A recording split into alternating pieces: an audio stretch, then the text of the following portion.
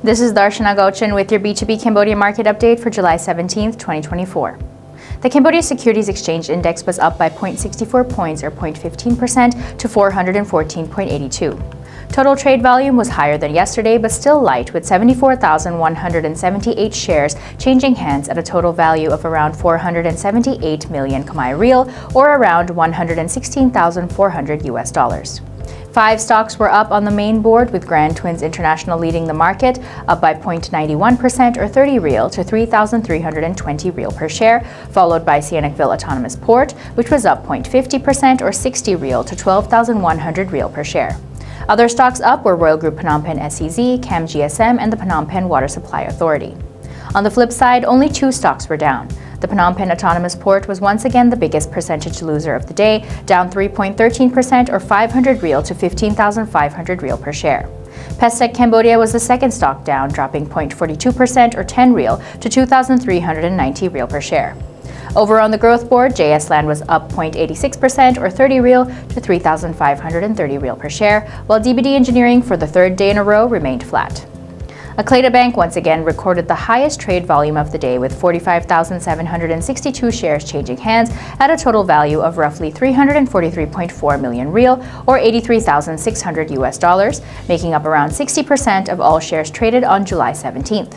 Once again, the difference between the highest traded volume and the second highest traded volume was significant, with Royal Group Phnom Penh SEZ following Akleda Bank in a much further behind second, with only 8,282 shares changing hands at a total value of 18.7 million Real or roughly $4,500, accounting for close to 11% of Wednesday's trade volume. The Khmer Real to USD also remained unchanged at 4,106 Real per US dollar, while the US dollar index was down to 103.89.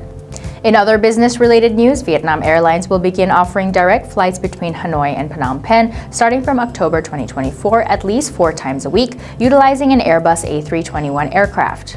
The latest agreement increases the total weekly flights between Vietnam and Cambodia to 86.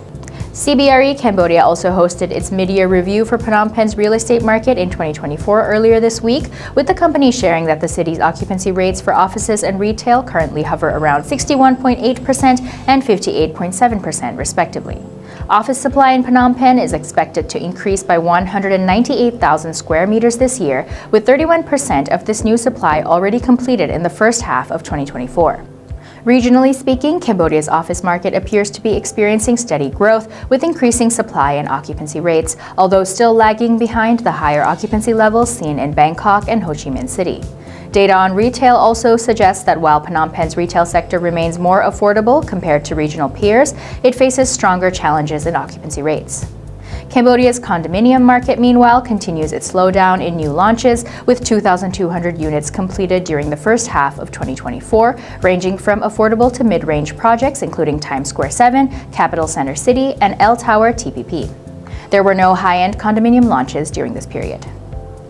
Oil prices inched up on Wednesday, a day after benchmark Brent hit a 1-month low as a decline in U.S. oil stockpiles helped offset signs of weakening demand in China. Brent crude oil futures was up 27 cents or 0.32% to $84 a barrel. The benchmark dropped in the 3 prior sessions, even trading as low as $83.30 on Tuesday, which is the lowest in a month.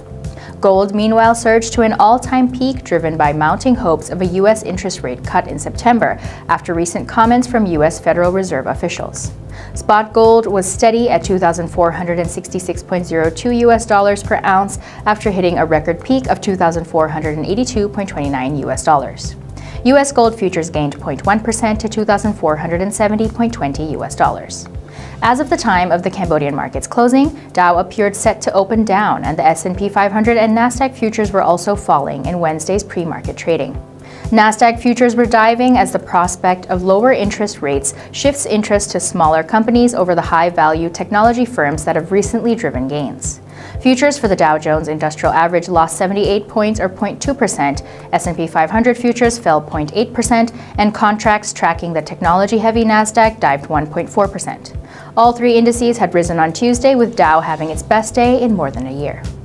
This was Darshana Gauchan with your B2B Cambodia Market update for July 17th.